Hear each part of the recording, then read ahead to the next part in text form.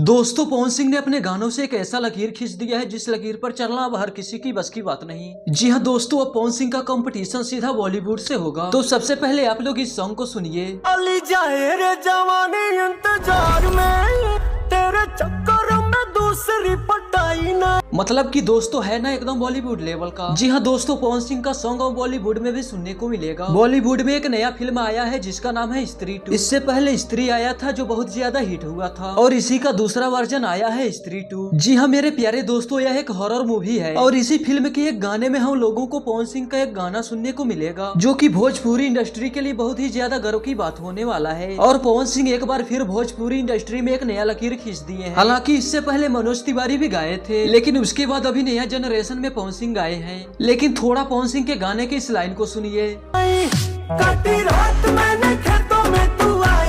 मतलब कि क्या एनर्जी से गाए हैं। जी हाँ दोस्तों, जिस तरह से भोजपुरी गाने में अपना जी जान लगाकर गाते हैं वैसे ही इस गाने में भी अपना जी जान लगाकर गाए हैं। वैसे दोस्तों आपको ये गाना कैसा लगा हमें कमेंट में जरूर बताएं। और फिलहाल के लिए बस इतना ही, मिलते हैं किसी और मजेदार वीडियो के साथ, तब तक के लिए धन्यवाद।